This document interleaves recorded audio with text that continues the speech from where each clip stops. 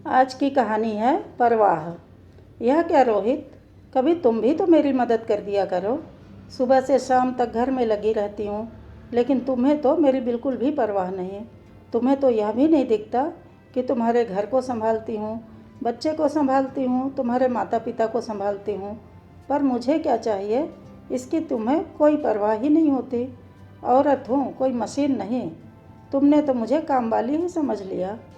आज घर में कामवाली ने छुट्टी ले रखी थी और सासू माँ की तबीयत भी खराब थी, इसलिए सारा काम भावना को अकेले करना पड़ रहा था। रोहित भी उसकी कोई मदद नहीं कर पा रहा था। इस कारण भावना अपने पति रोहित पर गुस्सा हो रही थी, पर रोहित कोई जवाब न देकर सिर्फ अपने काम में लगा हुआ था। रात के 10 बज चुके थे।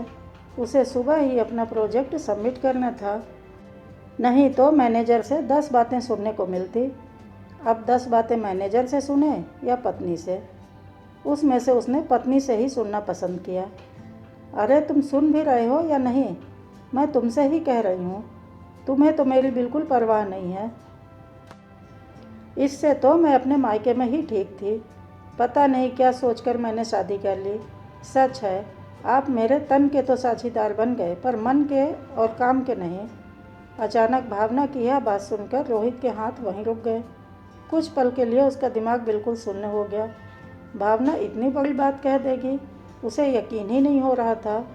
रोहित का कोई रिएक्शन न देखकर आखिर भावना भी चुप हो गई और पैर पटकती हुई कमरे के बाहर निकल गई।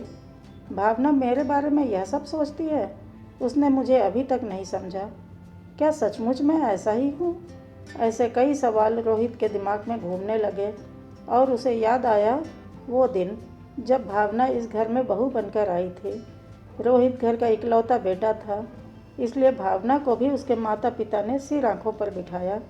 कभी भावना को अकेले काम न करने दिया। सब मिलजुल कर काम करते थे, यहाँ तक कि अपने छोटे छोटे काम भी सबको खुद ही करने की आदत थी। भावना और रोहित दोनों ही मध्यम परिवार के थे। रोहित भी उस समय ठीक ठाक कमा लेता था। हाँ, यह कह सकते हैं कि रोहित और पापा जी मिलकर इतना तो कमा ही लेते थे कि ज़िंदगी आराम से गुजर रही थी। सब कुछ अच्छा ही चल रहा था कि एक दिन भावना रोहित के ममेरी बहन सुमन के यहाँ किसी प्रोग्राम में अपने ससुराल वालों के साथ गई। सुमन का ससुराल एक धनाढ्य परिवार था। वहाँ उसके घर और घर की व्यवस्थाओं को देखकर उसकी आंखें फटी की फटी रह गई। तब से उसके मन में भी ऐसी ही जिंदगी के ख्वाब पलने लगे। अब उसे घर में हर चीज़ में कमी नज़र आने लगी थी। कभी घर छोटा है तो कभी घर में नौकर नहीं है। मैं अकेली ही काम में लगी रहती हूँ। कभी कहती कि हम बाहर घूमने फिरने क्यों नहीं जाते, तो कभी हमारे पास बाइक ही है, कार क्यों नहीं।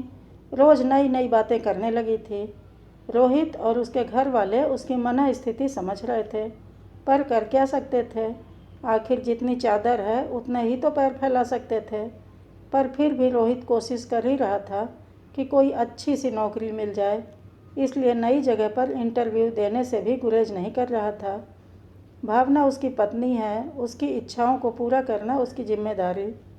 बस यही सोचकर कड़ी मेहनत करने में लगा हुआ था। आखिर एक दिन उसे नौकरी मिल भी गई।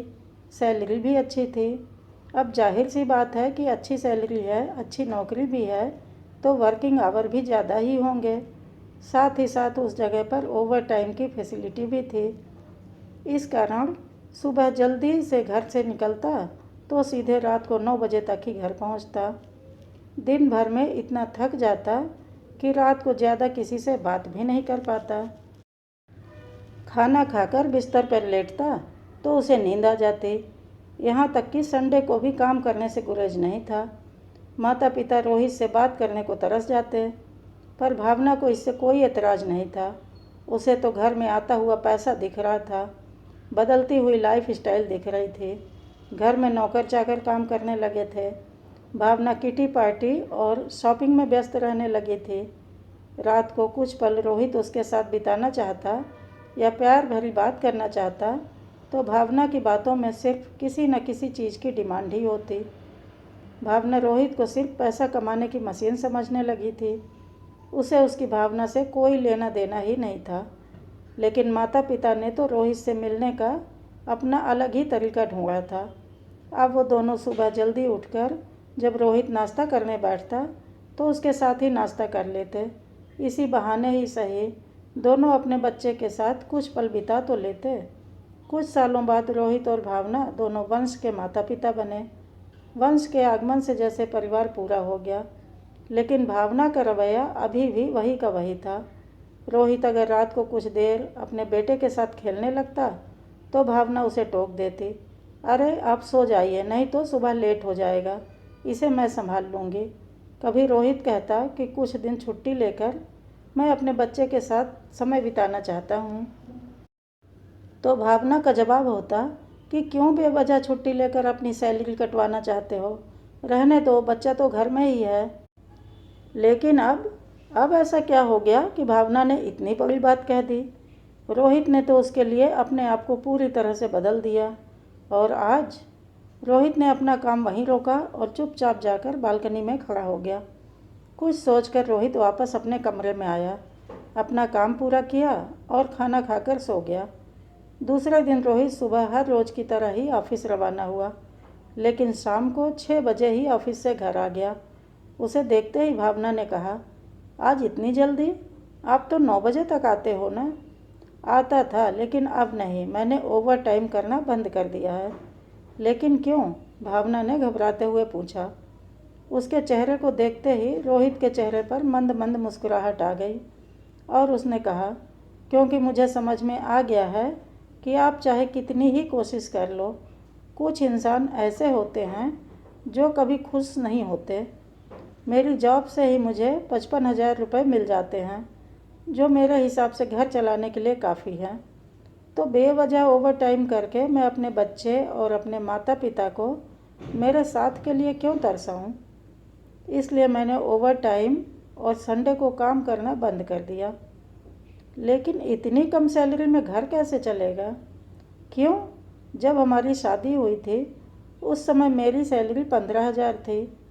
मेरे और मेरे पिताजी की सैलरी मिलाकर ही 35,000 के लगभग थी, पर फिर भी घर चलता था। लेकिन यह लाइफ स्टाइल, नौकर चाकर, कोई बात नहीं, 2 की जगह 1 नौकर रख लेंगे, पहले की ही तरह मिलजुल कर काम कर लेंगे, पर सुकून से ज़िंदगी जिएंगे। लेकिन ऐसे कैसे? भावना अभी भी सवाल किए जा रही थी, जिसे सुनकर रोहित ने पलटकर गुस्से में कहा, बस भावना, मैं पैसा कमाने की मशीन नहीं हूँ। तुम मेरे तन की साझीदार बन गई, पैसों की साझीदार बन गई, पर क्या मेरे मन की बन पाई? गुस्से से रोहित ने भावना की तरफ देखा। भावना को अपनी कही कल की बात याद हो गई। शर्म से उसकी निगाहें झुक गई। मुझे माफ़ कर दो, मुझे सोच समझकर कहना चाहिए था। मैंने कभी तुम्हारी भावनाओं को समझा ही नहीं, जबकि तुम मेरे लिए दिन रात लगे रहे। एक दिन घर का पूरा काम मुझे क्या करना पड़ा तो मैंने तुम्हें इतना कुछ सुना दिया, जबकि तुम मेरी इच्छा को पूरी करने के लिए दिन रात मशीन बनकर रह गए। देखो भावना, तुम मेरा परिवार हो, इसलिए तुम्हारी हर इच्छा को पूरी करने के लिए मैंने दिन रात मेहनत की। पर तुम यह भी सोचो कि तुम्हारे साथ साथ मेरे माता पिता, मेरा बच्चा भी मेरा परिवार है, और वो भी मेरे साथ के लिए तरसते हैं। इसलिए अब जो है उसी में संतुष्ट रहो, बस इतनी सी उम्मीद करता हूँ। कहते हुए रोहित अपने बेटे और माता पिता के पास जाकर बैठ गया। आज इतने दिनों बाद घर में रोहित के हंसने खिलखिलाने की आवाज़ें आ रही थी। आखिर भावना ने उससे माफ़ी मांग ली और उसने भावना को माफ़ भी कर दिया।